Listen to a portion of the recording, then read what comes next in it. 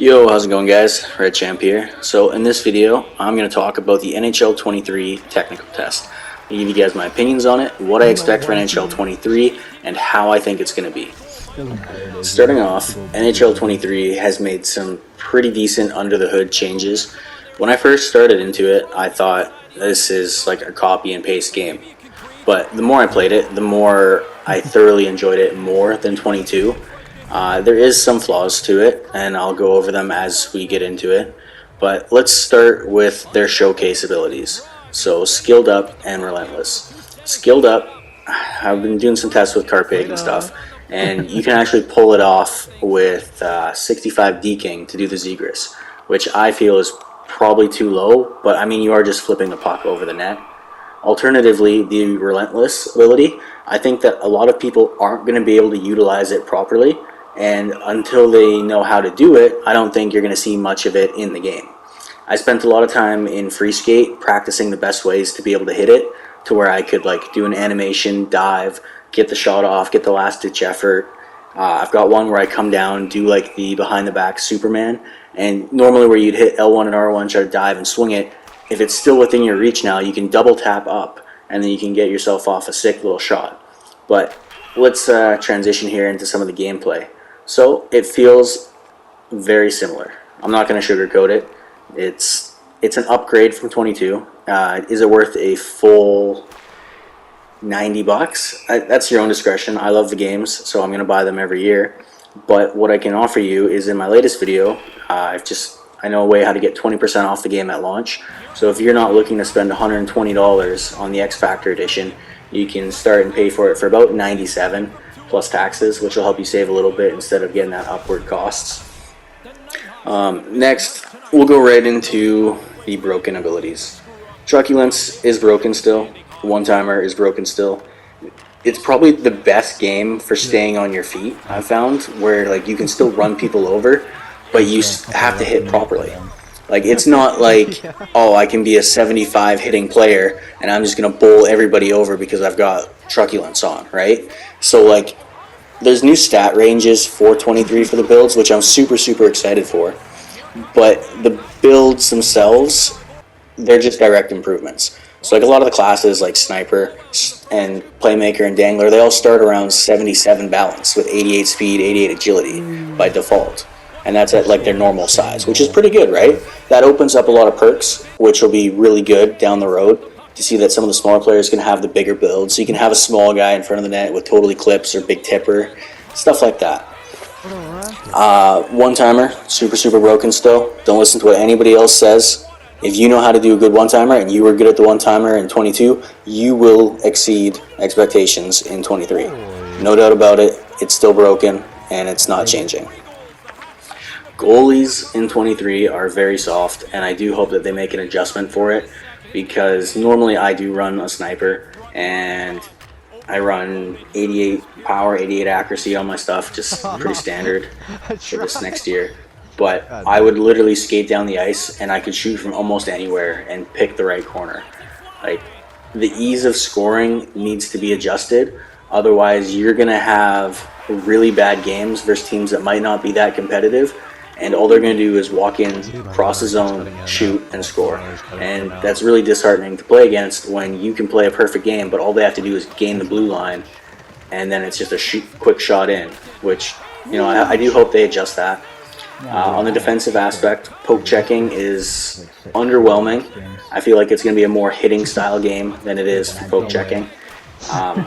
Normally in 22, you'd hold your stick out and you get that like zombie skate and you take the body position.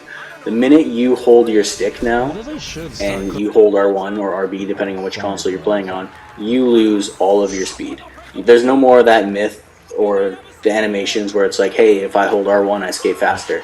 Nah, it is 100% gone. You will slow down, and you will get caught if you make a bad poke check.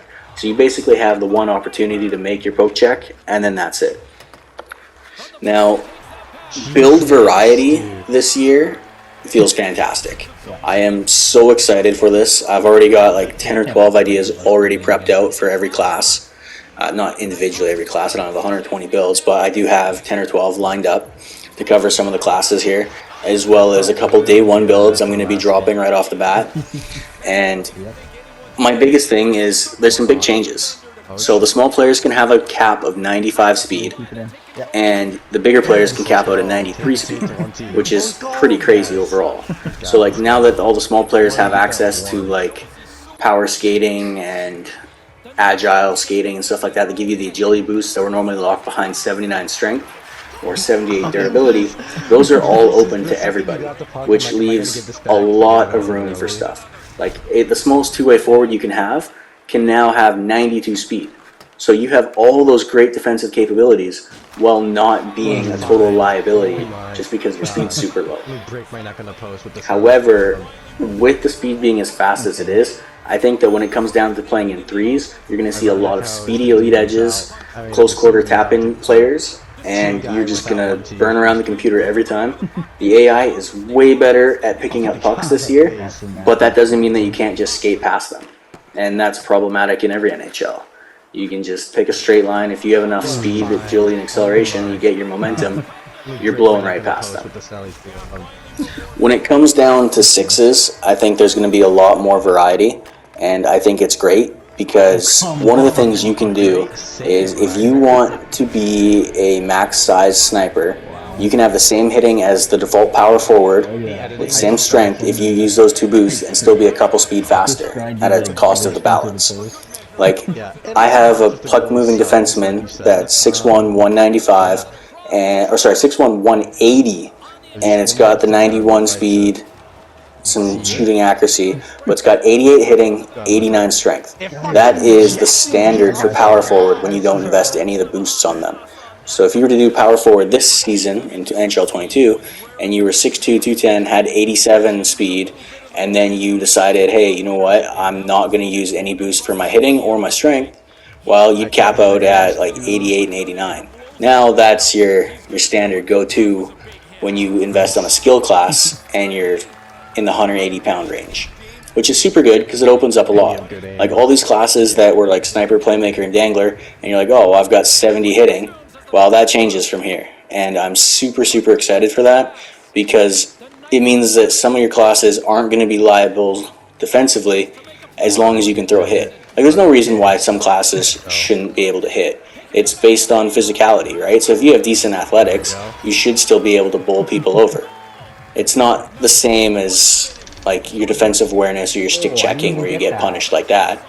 It's basically, hey, you know what, this guy's strong, you can bowl people over, right?